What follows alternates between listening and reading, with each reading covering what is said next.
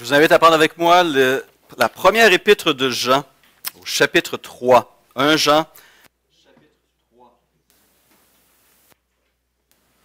Et nous allons lire ensemble les 8 premiers versets.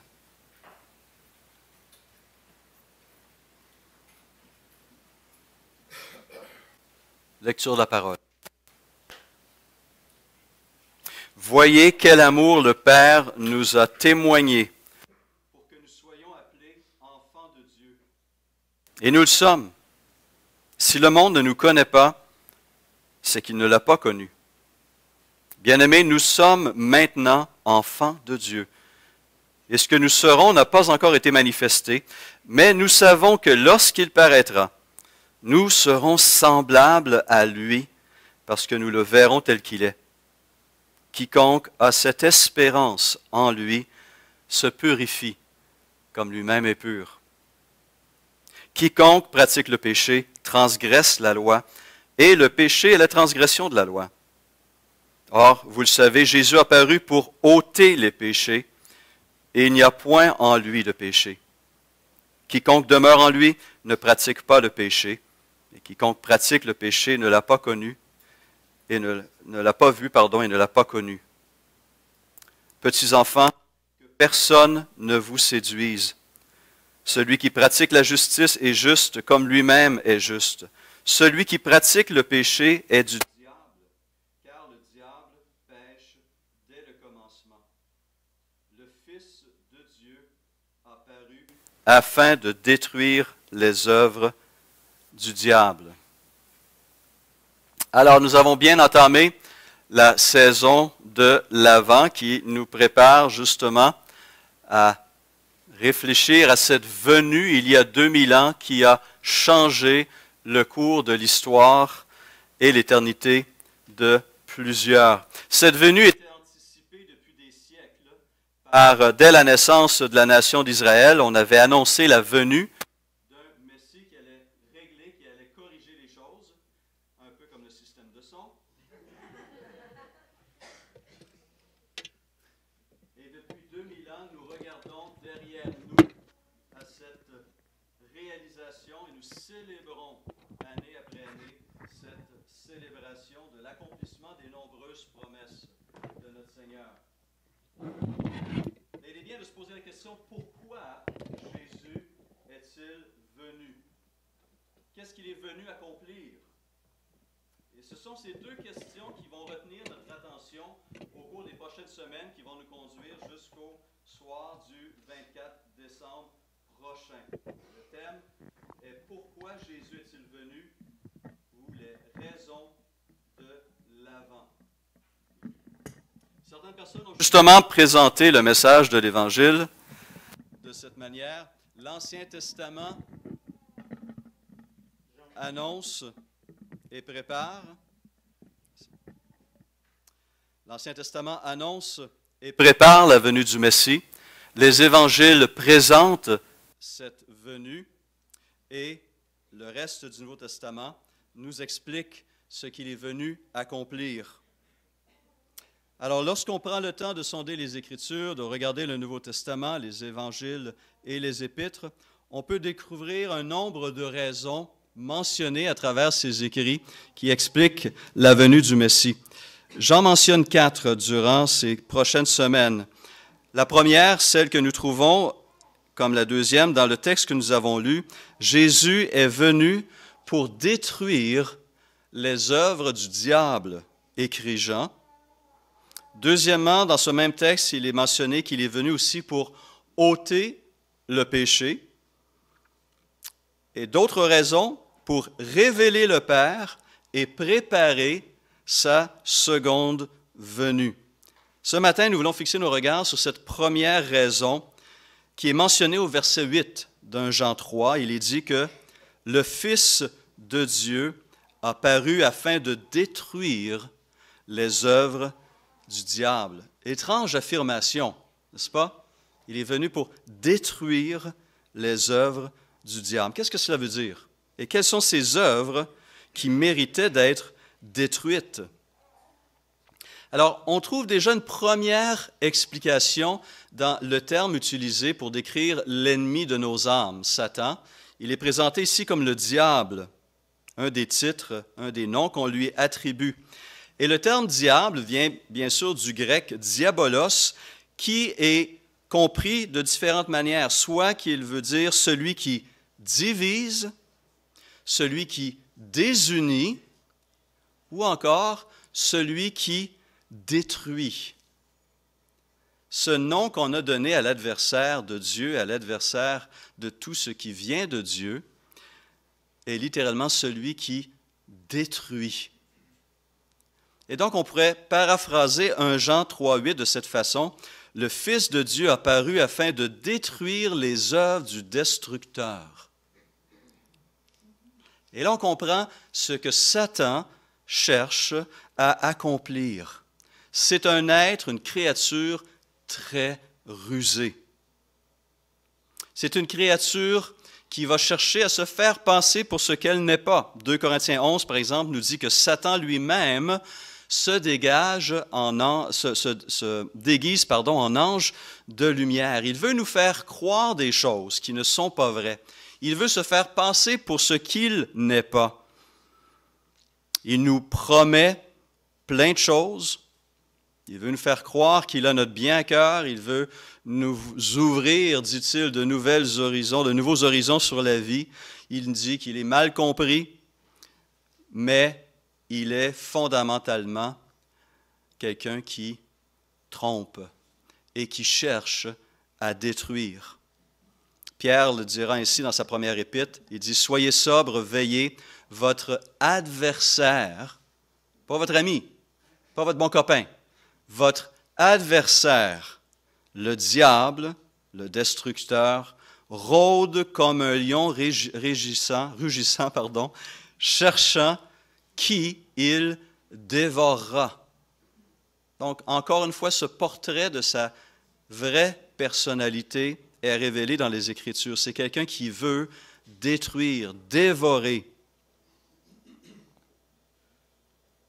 Et il n'y a pas de plus grands adversaires de Dieu que Satan lui-même.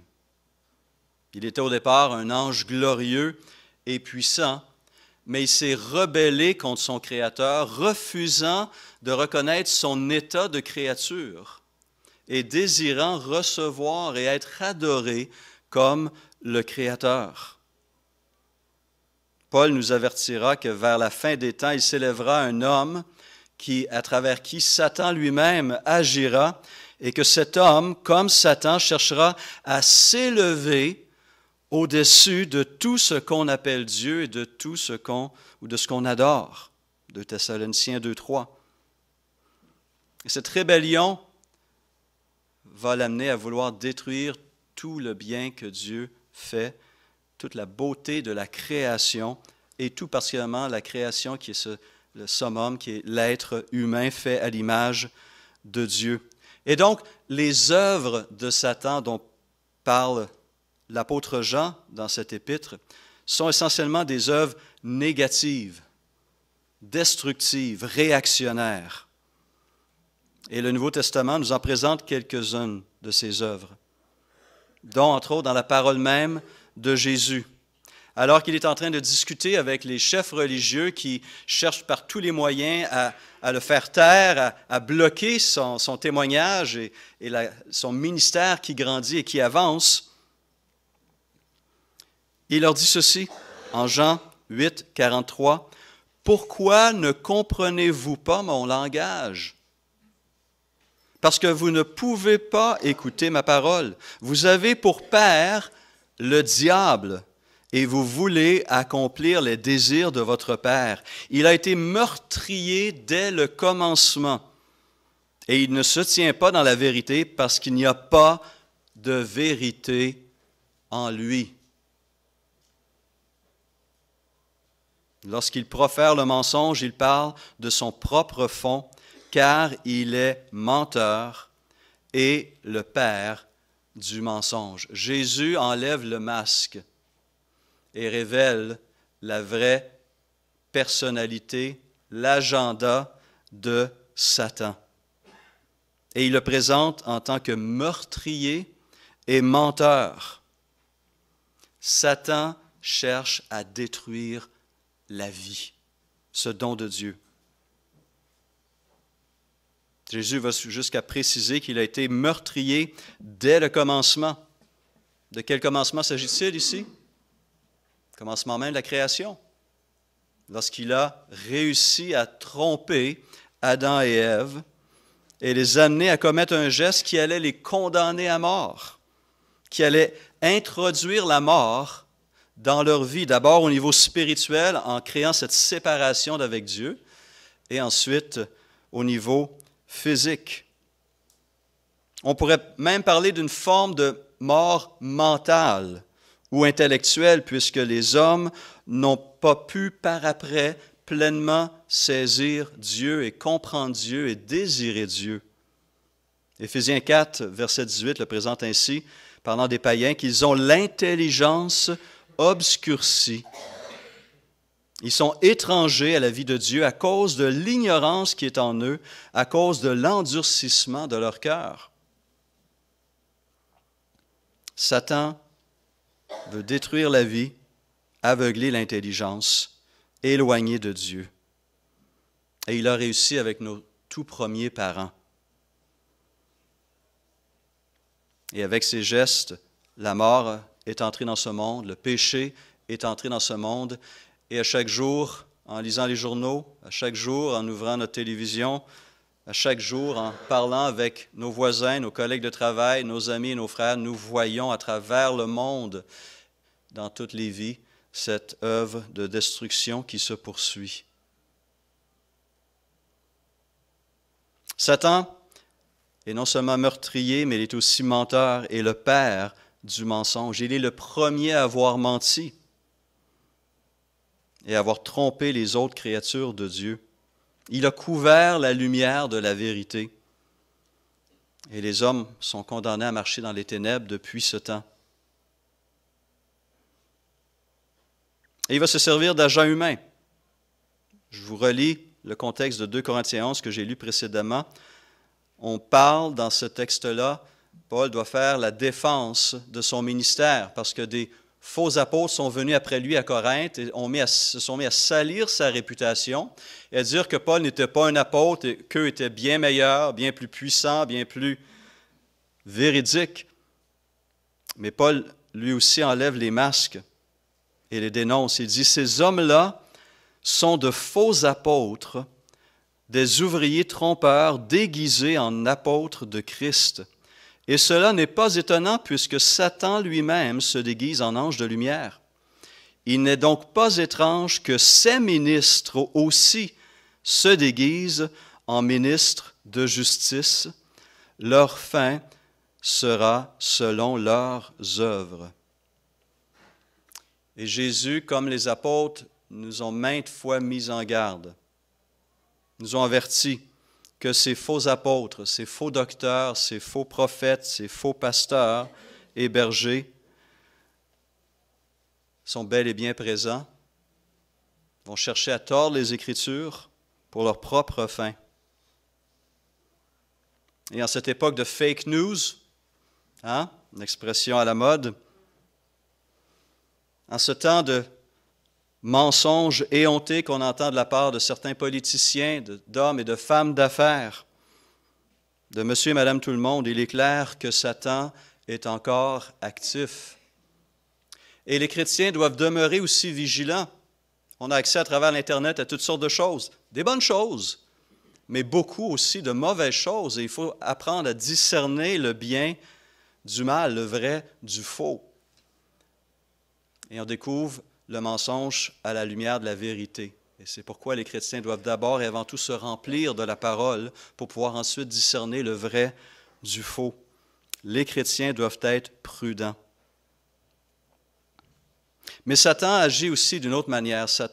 Une des œuvres de Satan se manifeste à travers le travail qu'il a fait dans la vie d'un des apôtres de Jésus-Christ.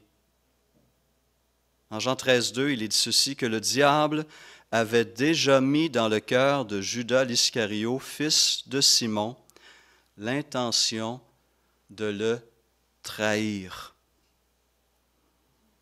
Satan a réussi à mettre dans le cœur de Judas l'intention de briser, de violer la confiance et l'amour de Jésus. Satan est un être tordu, corrompu, souillé. Il a trahi son Dieu et il va tout faire pour amener l'humanité à trahir aussi son Créateur.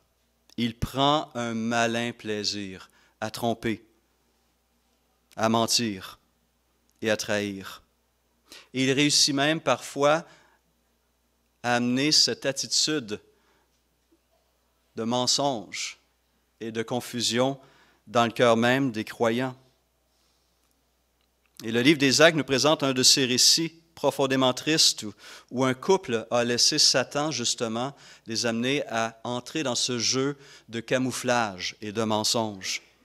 On connaît ce texte en Acte 5. Un homme nommé Ananias, avec Saphira, sa femme, vendit une propriété et retint une partie du prix, sa femme le sachant. Puis il apporta le reste et le déposa aux pieds des apôtres. Pierre lui dit, « Ananias, pourquoi Satan a-t-il rempli ton cœur au point que tu mentes au Saint-Esprit et que tu aies retenu une partie du prix du champ? S'il n'avait pas été vendu, ne te reste-t-il pas? Et après qu'il a été vendu, le prix n'était-il pas à ta disposition? Comment as-tu pu mettre en ton cœur un pareil dessein? Ce n'est pas à des hommes que tu as menti, mais à Dieu. » Ananias, entendant ces paroles, tomba et expira. Une grande crainte saisit tous les auditeurs. Les jeunes gens s'étant levés, l'enveloppèrent, l'emportèrent et l'ensevelirent. Environ 3 heures plus tard, sa femme entra, sans savoir ce qui était arrivé. Pierre lui adressa la parole. « Dis-moi, est-ce à un tel prix que vous avez vendu le champ? »« Oui, répondit-elle, c'est à ce prix-là. » Alors Pierre lui dit, « Comment vous êtes-vous accordés pour tenter l'Esprit du Seigneur? Voici ceux qui ont enseveli ton mari sont à la porte et ils t'emporteront. » Au même instant, elle tomba aux pieds de l'apôtre et expira. Des jeunes gens étaient entrés, la trouvèrent morte, ils l'emportèrent et l'ensevelirent auprès de son mari. Une grande crainte s'empara de toute l'assemblée, de tous ceux qui apprirent ces choses. Même des disciples de Jésus-Christ peuvent se laisser séduire, tenter par l'ennemi. Et donc, on doit veiller, nous aussi, sur notre cœur. Satan va tout faire pour détruire la vie de Dieu en nous, pour apporter la confusion, l'erreur, le mensonge. Et donc, en résumé, la mort, les ténèbres, l'ignorance, la haine sont ces œuvres de Satan que Jésus est venu détruire. 1 Jean 4 nous dit, « Voici comment l'amour de Dieu s'est manifesté envers nous. Dieu a envoyé son Fils unique dans le monde afin que par lui, nous ayons la vie. » Jésus est venu pour renverser l'œuvre de la mort et apporter la vie. Et Jean va terminer son épître en nouveau avec cette affirmation. Voici ce témoignage, c'est que Dieu nous a donné la vie éternelle et que cette vie est dans son Fils. Et ce qui est intéressant de voir, c'est que dans les Écritures, dans la parole, vie et vérité sont liées. Dans la prière sacerdotale, Jésus dit, « Or, la vie éternelle, c'est qu'ils te connaissent, toi, le seul vrai Dieu, et celui que tu as envoyé, Jésus-Christ. » Et en venant dans le monde, Jésus a apporté cette vie et a brisé les chaînes de la mort qui nous retenaient captifs et dans la crainte. L'auteur de l'Épître aux Hébreux le souligne ainsi, « Puisque les enfants participent au sang et à la chair, il y a également participé lui-même, afin que par la mort, il rende impuissant celui qui avait la puissance de la mort, c'est-à-dire le diable, le destructeur. Ainsi, il délivre tous ceux qui, par crainte de la mort, étaient toute leur vie retenus dans la servitude. Christ, son œuvre à lui est de briser ses chaînes, de renverser l'effet de la mort et d'apporter la vie éternelle. Et ceux et celles qui ont reçu Jésus-Christ, qui ont reconnu en Jésus ce Messie qui vient faire cette œuvre, n'ont plus de crainte. Ils n'ont plus à craindre la mort, même s'ils vont la vivre, parce que la mort a été détruite. Son pouvoir a été brisé. Et nous pouvons regarder à l'avenir, non pas avec crainte, mais avec assurance et espérance, comme le thème d'aujourd'hui le souligne. Lorsque ce corps corruptible aura revêtu l'incorruptibilité et que ce corps mortel aura revêtu l'immortalité, alors s'accomplira la parole qui est écrite, « La mort a été engloutie dans la victoire. » Ô mort, où est ta victoire? Ô mort, où est ton aiguillon? L'aiguillon de la mort, c'est le péché, et la puissance du péché, c'est la loi. Mais grâce soit rendue à Dieu, qui nous donne la victoire par notre Seigneur Jésus-Christ. Amen. Et Jésus est aussi venu pour établir la vérité et la vérité de Dieu. Vous le savez, je vous l'ai partagé déjà à quelques reprises, ma famille a connu les fléaux de l'alcool sur 4 générations. Et on connaît bien cette expression des promesses d'ivrogne. J'en ai subi les conséquences à plusieurs reprises. Des promesses qui ont été faites et des promesses qui ont été brisées. Quand on est enfant, ces choses-là nous frappent d'une manière particulière, nous marquent à vie. Et ça brise la confiance, ça brise le respect, et ça prend du temps à rebâtir. Le mensonge est destructeur, mais la vérité vient restaurer la confiance. Dieu ne peut demeurer indifférent au mensonge, parce que mensonge est synonyme d'injustice. Vous noterez cette opposition à plusieurs reprises à travers les Écritures entre vérité et non pas mensonge, mais vérité et injustice. Le mensonge est une profonde injustice. Il fausse ce qui est vrai, il tord la réalité comme Satan se plaît à faire régulièrement. Et on sait comment il s'est servi de mensonges dans le jardin d'Éden pour provoquer la chute de l'humanité en Adam et Ève. Le mensonge est dangereux parce qu'il peut nous amener à adorer de faux dieux. Romains 1, 25 dénonce ces païens qui ont changé la vérité de Dieu en mensonge et qui ont adoré et servi la créature au lieu du Créateur, qui est béni éternellement. Et c'est pourquoi, en Romains 1, 18, la colère de Dieu se révèle du ciel contre toute impiété et toute injustice des hommes qui retiennent injustement la vérité captive. Et lorsque Jésus entre dans le monde, une des façons dont l'apôtre Jean le décrit, c'est en faisant référence à la vérité. La grâce et la vérité sont venues par Jésus-Christ. Et à Pilate, il va présenter en ces termes la raison de sa venue. « Je suis né et je suis venu dans le monde pour rendre témoignage à la vérité. Quiconque est de la vérité, écoute ma voix. » Et on connaît la réaction de Pilate, n'est-ce pas?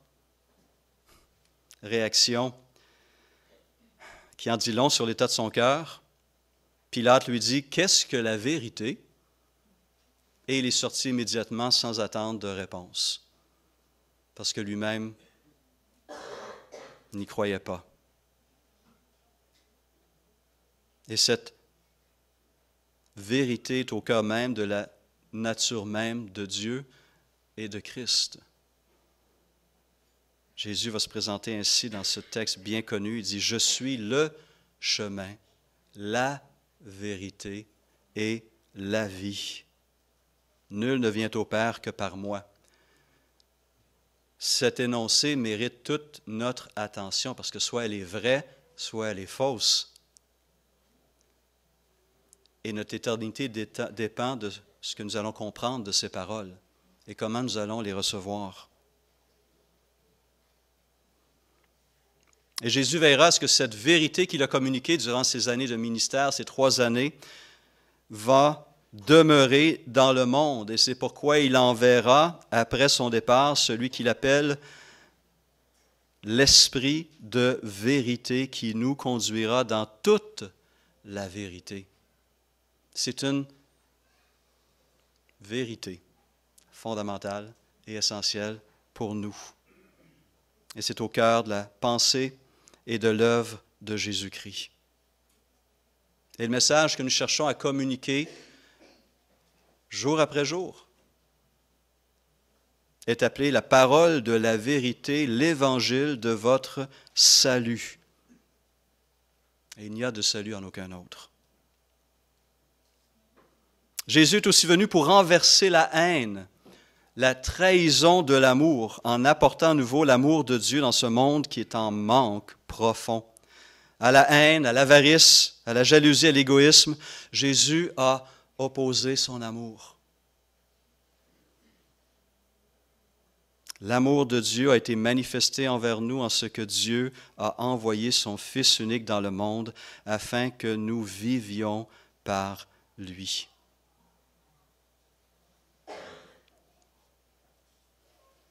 Cela fait maintenant 2000 ans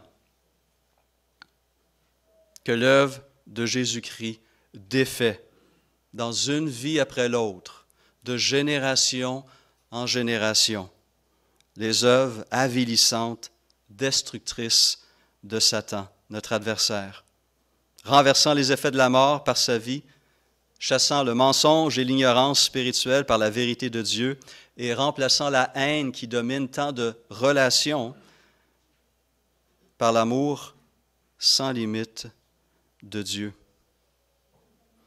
En venant dans ce monde, Jésus a arraché le sceptre des mains de Satan et a réaffirmé ses droits sur le cosmos et sur nos cœurs. Et depuis, Satan subit échec après échec.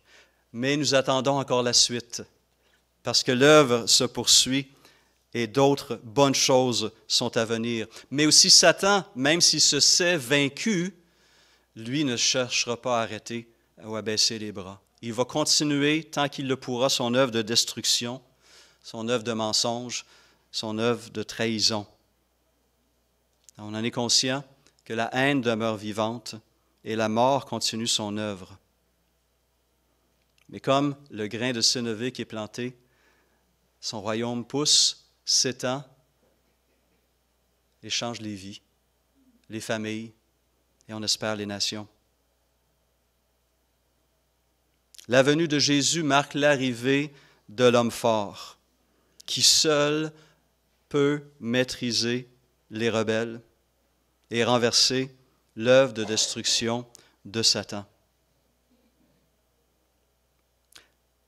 Qu'en est-il de vous? Comment avez-vous réagi à la venue de ce Messie? Comment aujourd'hui réagissez-vous à ce message?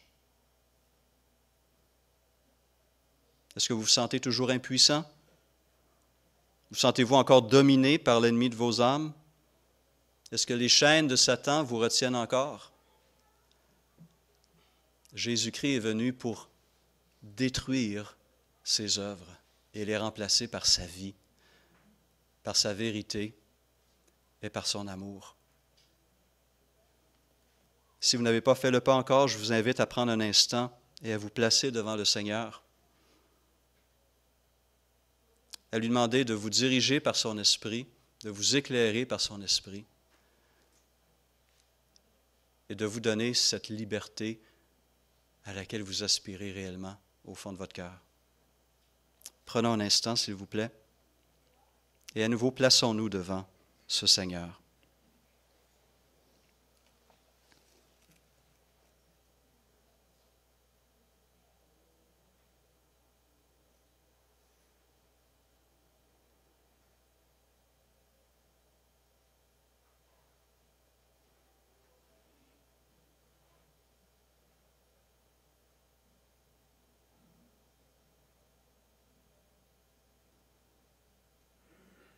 Seigneur, ce matin à nouveau, nous voulons réaffirmer et proclamer que nous te reconnaissons comme Seigneur et Sauveur.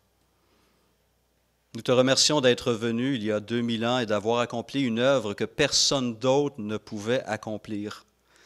Merci d'avoir enlevé tout pouvoir à l'ennemi, d'avoir renversé ses œuvres qu'il accomplit depuis nos premiers parents,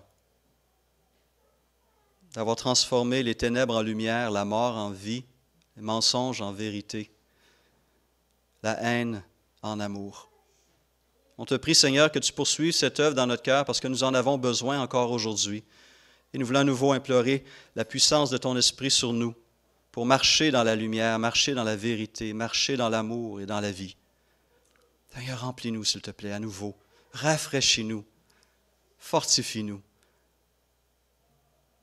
afin que ton nom soit glorifié, ta vie nous soutienne, ta lumière nous dirige, s'il te plaît. Afin que nous puissions tous ensemble un jour nous tenir devant toi avec joie,